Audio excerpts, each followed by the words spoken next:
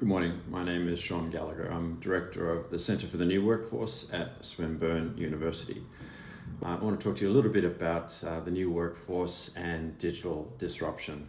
But first, let me tell you a tiny bit about the Centre for the New Workforce. Our mission is to work with organizations to build sustainable workforces and meaningful careers for their employees. And we do this by investigating and understanding the future of work.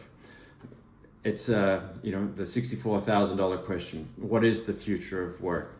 Well, from our perspective, it's really understanding how digital technologies are impacting and transforming on work. But rather than taking a specific focus on digital technologies, we're more interested in understanding what the impact is on people. How is work transforming, and what kind of skills, expertise, capabilities, and opportunities does that mean that workers can actually pursue in the future of work? Well, there's no need to tell you the huge impact that COVID-19 has had on everyone, everywhere. And while it's a global health pandemic, it has accelerated the uptake of digital technologies across the economy. Working from home is probably the most obvious example. Here in Australia, 3.2 million workers in the space of a couple of weeks ended up working from home, and many of those continue to do so. Atlassian, one of Australia's leading companies which provides software for collaboration, their workers never have to return to work. So this distributed form of working is going to continue. McKinsey, which has done a recent survey of 800 global executives, said that 85% of companies have accelerated their digital uptake during COVID.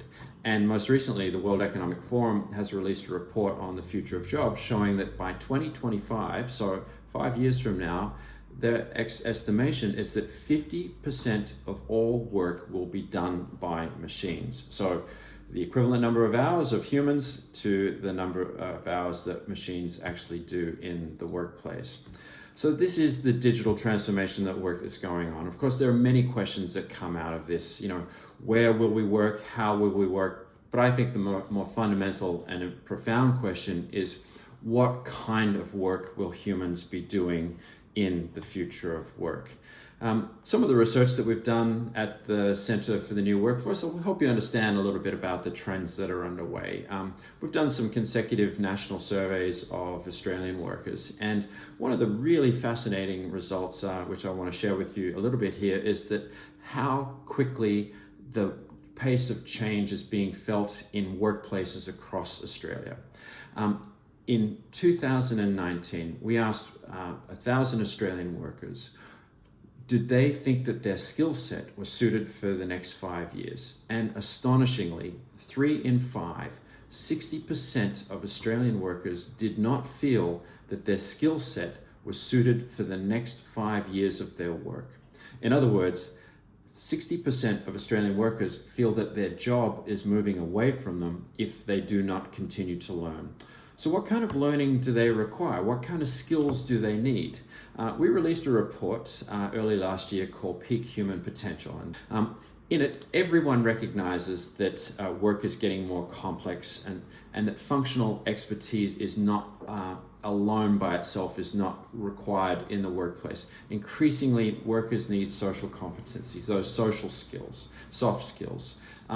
But how are those skills changing as digital technologies find their place across the economy? We looked at the Australian economy in 3 sectors: the asset sector, the service sector, and the knowledge sector, to look at how do workers value the functional expertise, so the skills required to do work, versus the social competencies, the skills required to work with and understand people. Well, as digital technologies are moving across the economy, the knowledge sector, which is the most digitally disrupted, workers in that sector value functional expertise and social competencies as equivalent. Workers in the asset sector, which is the least digitally disrupted sector, value functional expertise at 3 times the rate of social competencies. Now, what we see is happening is that as digital technologies move across the economy, workers recognize the need to be more human in the workplace. But what's interesting is that we're all becoming knowledge workers. Increasingly, as that World Economic Forum report is showing, task-based work is increasingly going to be taken by machines. That's productivity.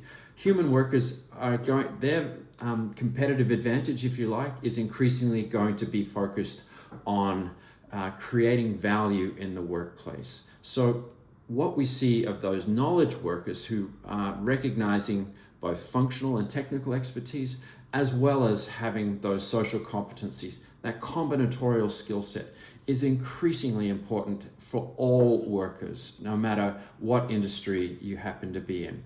So what does this mean for you as leaders? Well, from a skills perspective, you need to make sure that you continue to upskill and reskill your team to have the most sophisticated skill base in order to work in increasingly complex environments. At the same time, make sure that you start to think about a culture of collaboration, because it's by working together with humans and co-workers that's where we can actually unleash those uniquely human skills, entrepreneurial, curiosity, risk-taking, etc. That's really essential to helping drive value creation. So now, thank you very much for your time. Please don't hesitate to contact me if you have any questions, and do take care.